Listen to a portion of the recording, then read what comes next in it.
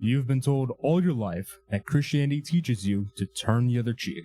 Someone hits you, someone tries doing something to you, just turn the other cheek. Don't do anything back. But truthfully, this is completely wrong. Christianity does not teach this concept. And the first angle we'll take to get out of the way is the nerdy angle, the actual exegesis angle, right? What does it actually mean when the Bible uses the term turn the other cheek? Much like a bunch of other of Jesus' sayings, this saying is a metaphor. In some ways, it's a quote-unquote parable. And it refers to the idea of an insult, right? And it also refers to the idea of not returning with another insult out of spite, okay? Out of vengeance, out of a mean spirit, so on and so forth. So, okay, nerd angle all the way. What's actually important? There's a deeper principle here that is really hurting Christianity right now. And that is this idea that Christians have to be nice instead of doing what's right, okay? So I remember one time, someone I was working with said, well, I know the Bible says turn the other cheek, but if someone was, raping my daughter or raping my wife, I would jump in, I would go against that teaching because, how could I just not?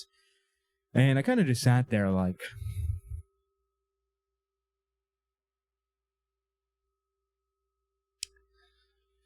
this is what the new generation, this is what modern Christianity has done to people. It makes them think that saying something like that is actually against doctrines of Christianity. And just quickly, for anyone that's like, oh my god, you're so bad for saying that. Jesus whipped people. Go read the Gospel of John. Okay, so, clearly that's a physical act of inflicting some kind of pain onto other people. So, and the Bible also talks about disciplining, so the whole concept of, the Bible says be completely pacifist and never do this ever under any circumstances retarded, okay? There's no precedent for that at all. It's just when you clip this one verse and you say that's the whole entire Bible is when you get that interpretation. So in any case, what does this mean what does the actual meaning of this verse mean for you and me? What it means for you and me is, if you're going to do an action, forget just the action of when someone does something bad to you. Let's make this widen the scope. What is what you're actually looking for? What you're looking for is to do the right thing. Okay? So, for instance, Jesus whipped people, but Jesus told Peter to take away the sword when he sliced the soldier's ear, right? Why? It seems like, okay, well, one's kind of violent and the other one's violent, but he says one's wrong and one's right. It's because our own intuition as humans.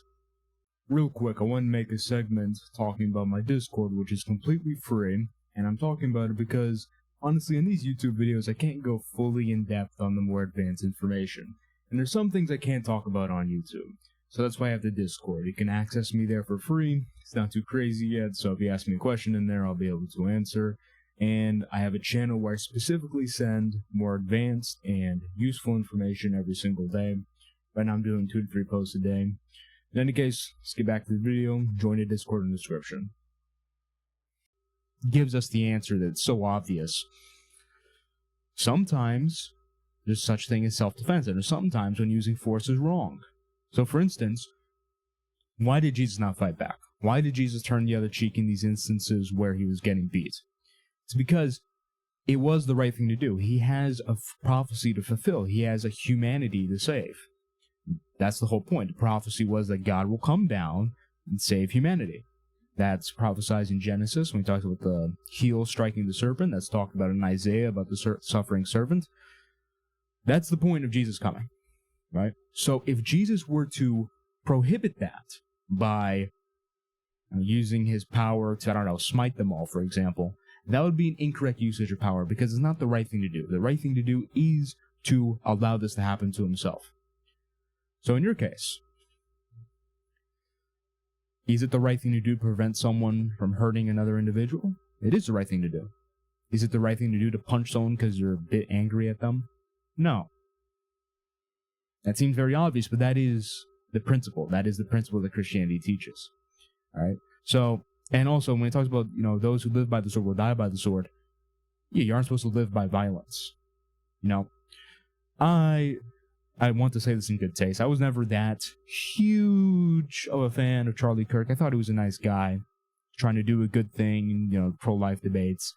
I thought his philosophical ability was, and I'm being nice for obvious reasons. The Israel thing kind of also wasn't the most ideal. But one thing he did say that I saw someone else say that he said was, the sign of a developed society is when people can have disagreements without getting into fights. And there's also someone I've worked with in the past, and will I keep working with him? Who knows? Who, when he would get intellectually outmaneuvered, when he would get rhetorically destroyed, whichever terms you want to use, he was there saying, well, but I would beat you up, bro. And that is very true. Okay, living by the sword, living this idea of violence is not good for an individual. Okay? If you're the type of person, I'm not saying you shouldn't be able to beat anyone up. I mean, you should be able to, but you shouldn't resort to that reverse thing. Okay, we aren't animals. So don't misinterpret what I'm saying. I'm not saying be a violent person. What I'm saying is do the right thing. Alright, you're not an animal. You have a soul, you have a spirit. Just because you get the urge to hit someone doesn't mean you should hit them. Is it the right thing to do? Is it self-defense? Is it protecting someone? The type of question you should be asking yourself. So no, Christianity does not teach to turn the cheek. It teaches quite the opposite depending on the context.